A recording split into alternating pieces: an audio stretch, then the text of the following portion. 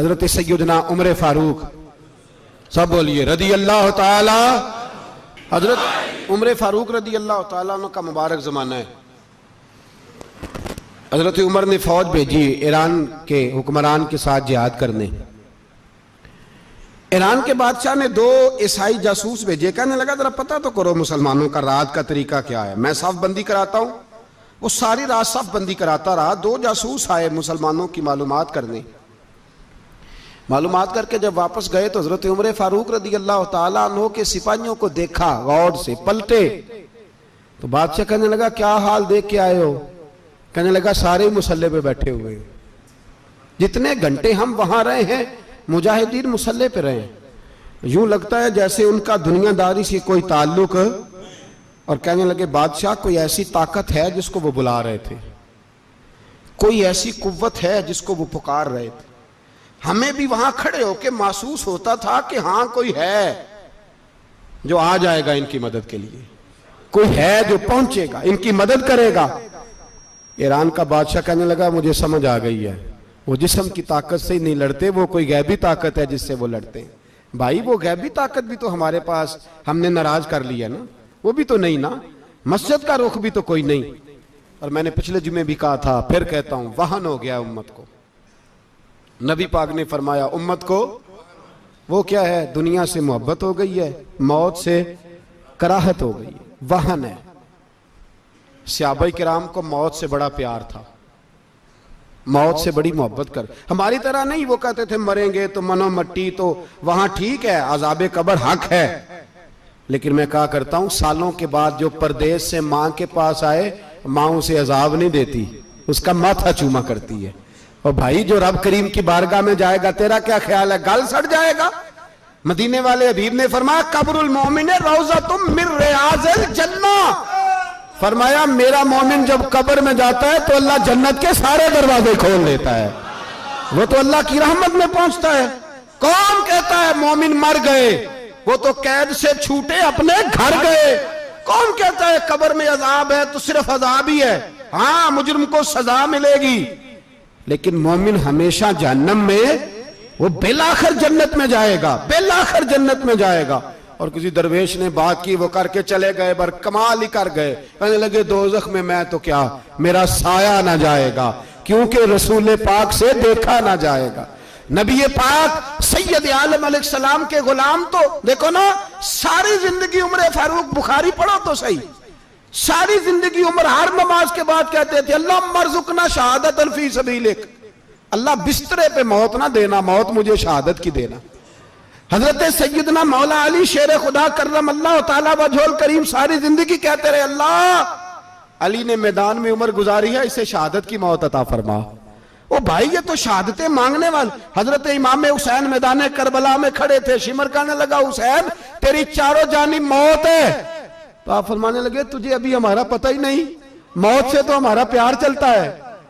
और फरमाया ये शहादत तो हमारा पीछा करती है, पहुंच जाती है जहां हम होते हैं, मौत से डरा रहा है। मुसलमान का मरने को दिल नहीं करता, वरना वो इतनी बड़ी कोठी में कौन रहेगा। मरने को दिल इसलिए नहीं करता कि वो जो 6 करोड़ 10 करोड़ डॉलर लूट के रखे हैं, मर गए तो खाएगा कौन। वो फकीर फाका मस्त थे, उनका घर ही कोई नहीं था, उनके बैंक बैलेंस ही कोई नहीं थे। वो कहते थे घर हमारा है वो जो हमारे रब ने तैयार किया हुआ है, हमारा बैंक बैलेंस है वो जो हमें जन्नत में जाके मिलेगा। उनका तो ये खाता ही कोई नहीं था, इसलिए वो शहादत की। हजरत उमर बिन जमू रदी अल्लाह ताला अन्हु मैदाने ओहद में 4 बेटे लेके आए। कितने बेटे बोल के बताए? 4 बेटे लेके उमर बिन जमू आए, और खुद एक टांग से लंगड़े से आप ही हैं, टांग छोटी है। हुजूर के सामने खड़े हुए कहा महबूबा मेरे 4 ही थे, मैं 4 ही ले आया हूं, कबूल कर ले।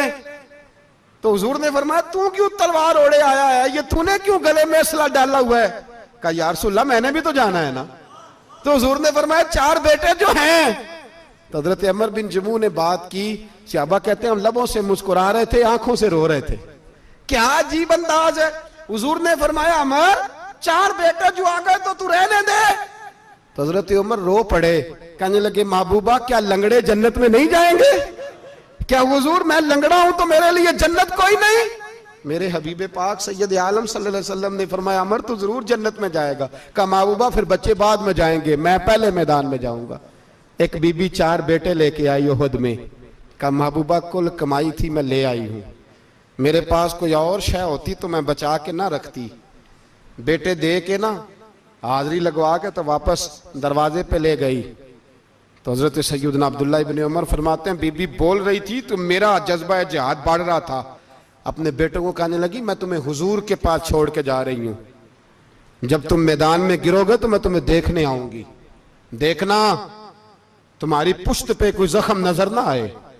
जितने तीर खाने हुए सीने पे खाना, जितने तलवारों के नेजों के जख्म बर्दाश्त करने हुए यहां खाना, पुश्त पे जख्म नजर ना आए।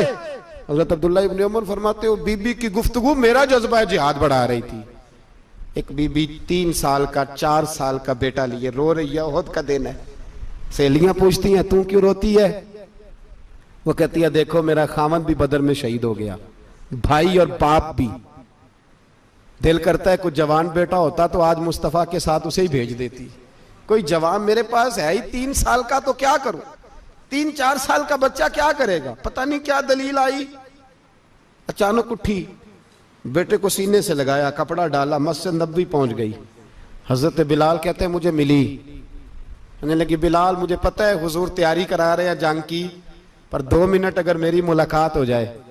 बिलाल हबशी कहने लगे हुजूर हम एक बीबी जिद कर रही है।